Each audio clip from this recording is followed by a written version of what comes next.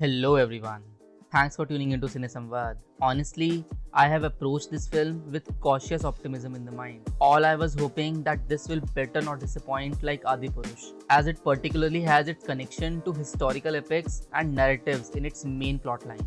I really like to see the conviction in the filmmaking when the makers take creative risks without relying on the already tested formula in the films. And after watching this, I left the theatre thoroughly impressed and amazed by the director's ambitious vision for this magnum opus. So I have watched Kalki 2898 AD in Hindi, and I'm here and eager to discuss the good, bad, and few noteworthy aspects of this film. So, very first reaction that I want to tell you guys about this film is that with a little patience with the film's screenplay and pacing, you will experience the epicness of the great visual spectacle of the future dystopian world, complemented by the compelling action and battle sequences. The movie has enough themes and depictions to immerse its audiences into the world of Kalki, and despite having few lags in the screenplay, movie keeps you hooked throughout in its 181 minutes runtime. The plot of the film is rooted primarily in Hindu mythological epic Mahabharata and revolves around the prophesied arrival of god Kalki, the 10th avatar of Lord Vishnu. Set in the city of Kashi, portrayed as the last city in the dystopian future of 2898 AD.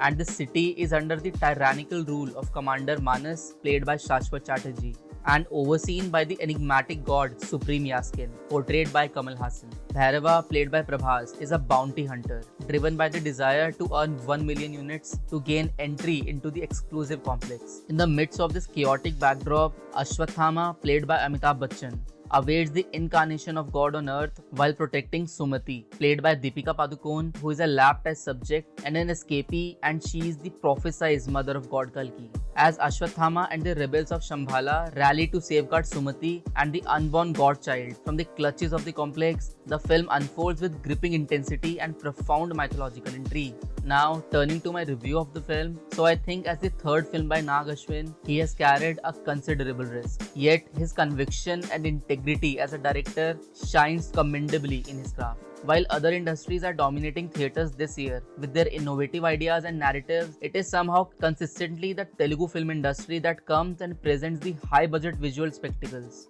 And that indicates their ability to take risks and to make their imagination a reality. The story is set in the dystopian world of 2898 AD, and it unfolds from 6000 years prior after the Mahabharat battle when the Lord Krishna curses Ashwathama with immortality. The narrative then transitions to this future era, illustrating the passage of yugas and centuries through animated sequences at the film's outset. The production design, the conceptualization, and the color palette just fits absolutely right to showcase the dystopian setting, making its stunning visuals the film's greatest strength. The inverted pyramid shaped complex, futuristic gadgets, vehicles all contribute to making Kalki a visually captivating experience. The narrative centers on Kashi, the sole surviving city where men are enslaved under the rule of Supreme Yaskin and his followers in the complex, which is a mysterious powerhouse above the city with all the luxuries and necessities inside it. Within this setting, Sumati, played by Deepika Padukone, emerges as the bearer of the prophesied divine child. Escaping her captivity from the complex, Sumati becomes the focus of Ashwathama's protective efforts, and he vows to save her at any cost as she is a godmother. Aided by rebel forces residing in Shambhala, where according to Hindu scriptures, god Kalki is prophesied to be born.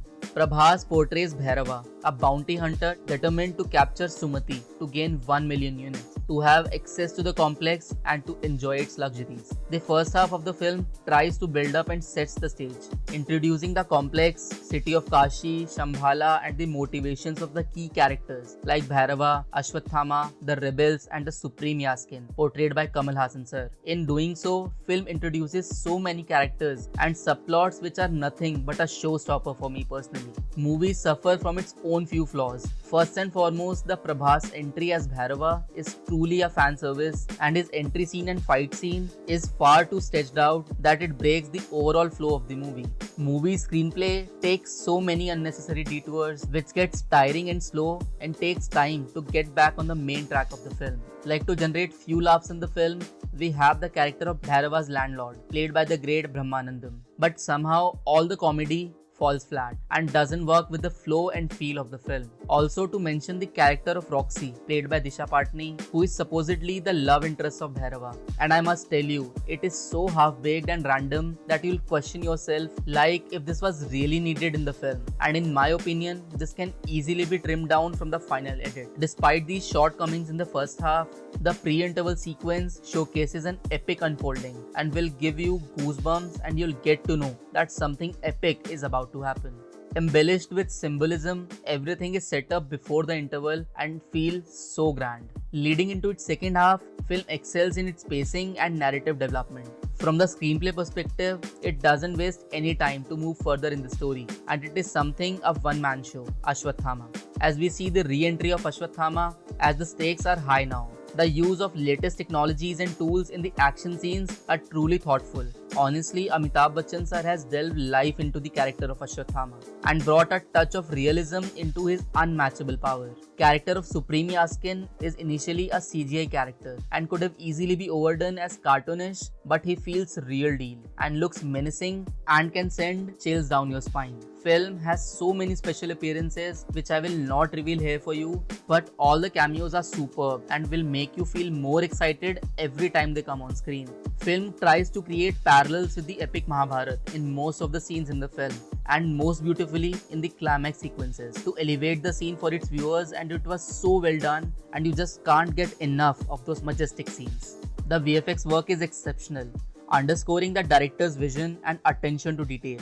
And most of the applause goes to the film production design as well, as it creates that captivating and believable landscapes in the dystopian era, which adds up to the viewer's immersive experience. The background score and the music of the film was amazing as well, and provides a powerful backdrop to every scene in the film. Santosh Narayanan has provided the epic music which effectively complements the film's narrative and helps in elevating the crucial moments in the film. Overall, the film's quality and vision overshadow its flaws, and you have to clap for the sheer effort and the idea that the director has for this project. And with Kalki 2898 AD, he sets up the feel and essence of the new cinematic universe in the Indian film industry, which is deeply rooted in Hindu mythology, so it will be really interesting to see where this cinematic universe will be headed in the future. Now, discussing about the direction and acting performances of the film, so Nag Ashwin's dual role as writer and director of this film is truly commendable. Despite potential flaws in the film's screenplay, his clear vision and deliberate choices are evident throughout the film.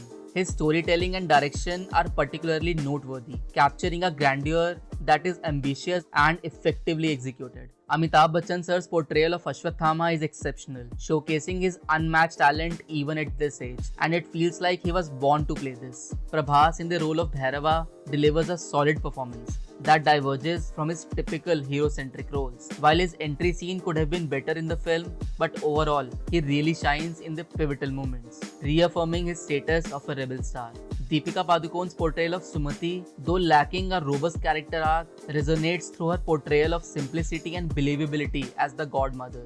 Shashwat Chatterjee impresses as the ruthless commander Manas, effectively portraying his merciless demeanor and unpredictability. Kamal Haasan sir, despite limited screen time, leaves a lasting impression as Supreme Yaskin, delivering a spine-chilling performance that captures the essence of a formidable antagonist. So the film benefits from strong direction and compelling performances, elevating its narrative and leaving a significant impact on its audiences. Now, turning to the marks of this film, so I would give this one an honest 8 out of 10. I think that Nag Ashwin's visionary direction and writing are commendable, presenting a form of cinema that is both innovative and respectful of historical and Hindu scripture context. While the film exhibits some flaws, primarily noticeable in its first half, can easily be overlooked as the fact that this film has so much to offer to its audiences. मैं ही हूँ जो उसे ला सकता हूँ। इतना sure है? Record check कर लो। मैं आज तक एक फाइट नहीं आ रहा। So that concludes my review and few thoughts on the film Kalki 2898 AD. Honestly, this film sets a milestone in the sci-fi action genre in the Indian cinema. This narrative also resonates with the recent film Brahmastra as well, which too was a great attempt to showcase these type of themes, and Amitabh Bachchan sir's involvement in both the cinematic universes is particularly noteworthy, showcasing his enduring talent and versatility even at this age. Kalki 2898 AD has set the bar so high that I'm eagerly anticipating its future installments to appreciate it even more. Please share your thoughts in the comment section of the video on the movie Kalki 2898 AD and let's have a healthy discussion around it. Also, if you have enjoyed this review, please show your support by liking this video and subscribing to the channel for more content ahead.